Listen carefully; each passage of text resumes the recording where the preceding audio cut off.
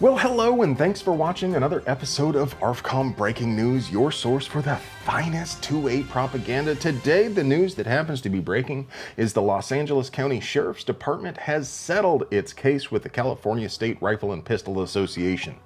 So the CRPA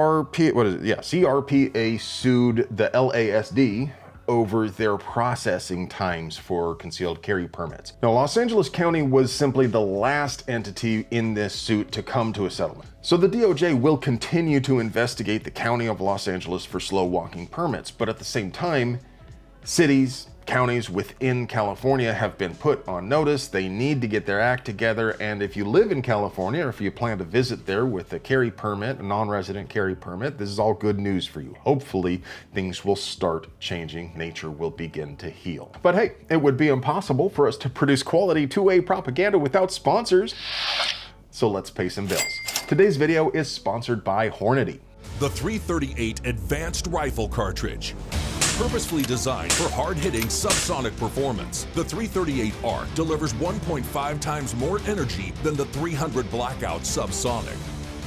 Featuring the 307-grain Sub-X bullet in the subsonic line and the 175-grain hollow point in Hornady Black. The big little cartridge that packs a punch. The 338 ARC from Hornady. And by Vortex. Vortex just released a new closed emitter version of their Venom Micro Red Dot. The new enclosed Venom features large top-mounted buttons and shake awake, so it is always ready and auto shut off after 10 minutes to save on the convenient side-mounted battery. Find out more in the doobly-doo. So the Sixth Circuit just mooted GOA versus DOJ at the DOJ's request. And at first glance, maybe that's not that big of a deal, because really what DOJ versus GOA was all about was that the ATF considered that Michigan's concealed permit license, or whatever their permission slip was not sufficient to bypass NICS.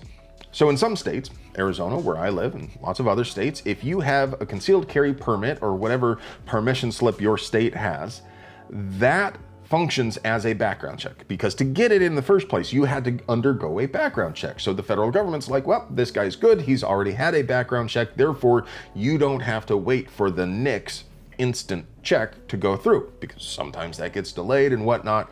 It's nice to be able to just hand over your permit. You're good to go, fill out the 4473, and you're out of there with your new gun.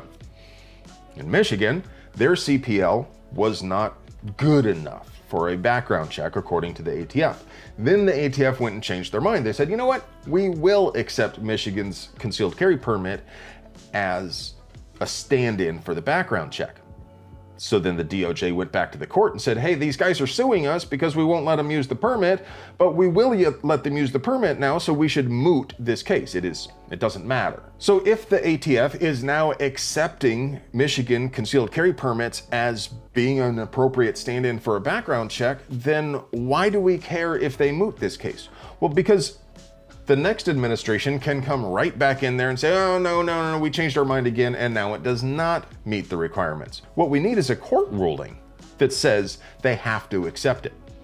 And that's what the DOJ is trying to avoid here. Once again, this all comes back to Pam Bondi's Justice Department not treating the right to bear arms like a fundamental, inalienable human right to bear arms. Instead, they treat it in this legalistic manner where they're trying to get away with oppressing people to the greatest extent that they can be allowed to. They're trying to get the courts to let them put as many people in prison as they can over gun-related issues, and that is entirely the wrong philosophy to have here. If you are really on our side, Donald Trump, if you are really on our side, Pam Bondi, then you believe that gun rights are fundamental, inalienable human rights, and the government has no business getting in the way.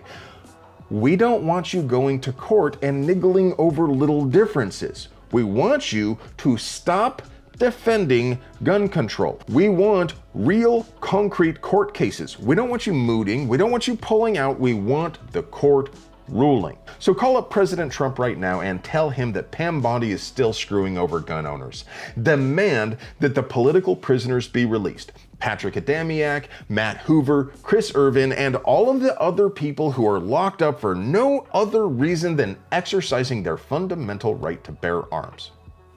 Hey, got a little gun industry news. Gun industry news. In Gundustry news, Smith & Wesson just dropped their new Shield X Carry Comp, which of course is a Smith & Wesson shield, but it comes with a fluted ported stainless barrel, a stainless slide with an RMSC-K optic cut, Ameriglow Trooper Lumig Green front night sight, flat-faced trigger, accessory rail. It ships with one 13-round and one 15-round magazine. I don't know how much it'll cost, probably about the same as most of the other shields. YouTube gets all weird when I mention costs anyway, so I often have to obfuscate it, but you know what? You guys are smart people. You can go out to the interwebs. Let's check in on the forum real quick. There is an interesting thread in the pistol caliber carbine subforum in Armory regarding James Reeves' little adventure recently with B&T.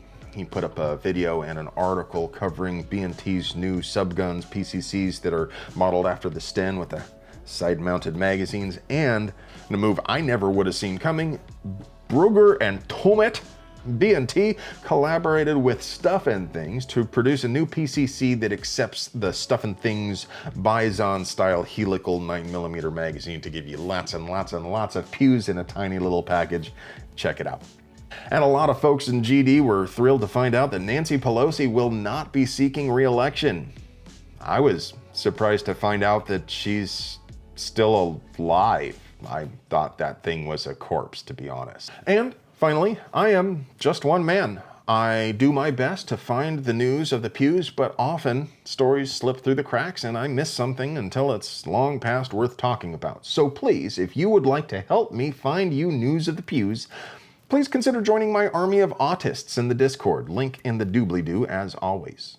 Well friends, thanks for watching, and if you would like to help us keep delivering you pure and good American pew propaganda at the low, low price of free, don't forget that it would be impossible for us to pay the bills without our sponsors. So do us a solid and get yourself something nice from them. You deserve it. I love you.